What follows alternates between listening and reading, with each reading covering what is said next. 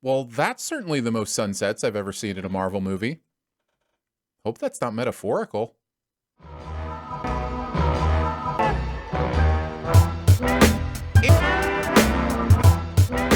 The Eternals has finally hit theaters. Chloe Zhao, the Oscar-winning director of Nomadland, as well as the writer, bringing another chapter in the Marvel Cinematic Universe, this time about 10 beings called Eternals, or Celestials, or some other name that was probably in the comics but is now in the movies. Lots of people you would know, some you wouldn't, all joining together with their powers to, save the day, as is the case usually with Marvel movies. The question is, does it all work together? The answer?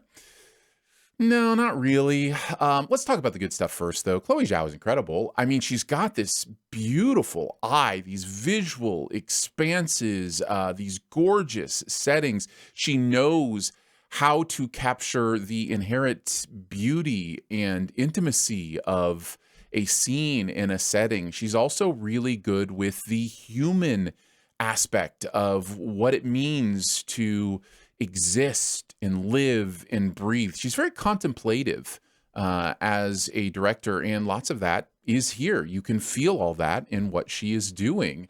Also, taking big swings. This is a movie that is not afraid to go for a lot. There's an expanse of time here that we've never seen before try to be tackled at once. There's an expanse of characters we've never seen before trying to be tackled at once. Now, when I say that, you may say, well, what about Endgame? How many characters were in Endgame? Yeah, but we had different movies with those. We don't have any setup movies with any of these characters. So we're dealing with 10 brand new characters plus whatever else that we're trying to get to know and understand how it works. So there's a big effort and a big swing here. But yeah, like I said, I don't think it works.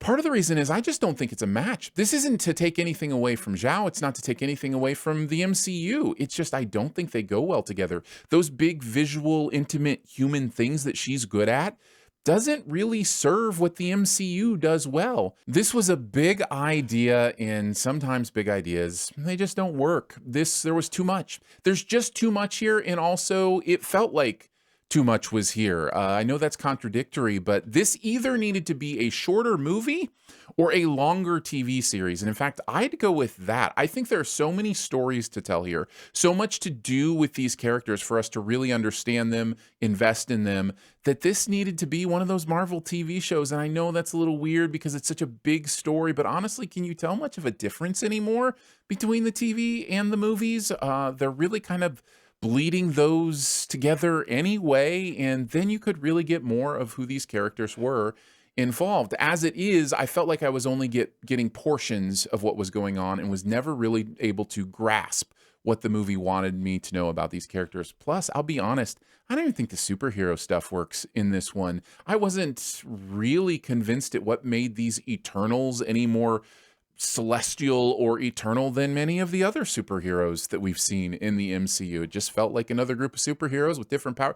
It honestly felt like the X-Men to me in many ways. And because of that, it just there wasn't anything about it that I was able to really sink my teeth into and go, oh yeah, I love this part and what the Eternals meant for me in this way. And the themes, I didn't really connect to them either. I know there's some big stuff going on here with kind of ideas of gods and angels and demons and humanity and all that kind of stuff and free will and making choices, but it just didn't kind of hold together. And you know what, Chloe Zhao, that's not her style. She's more broad than that. She's more interpretive than that. She's not the person who's going to paint those themes as clearly as other movies might and as other Marvel movies have. Overall, I just feel like this was a mismatch from the beginning. You can see it on screen. Still on the liked it, loved it, disliked it, hated it, or it was just okay scale. I give it the high side of just okay.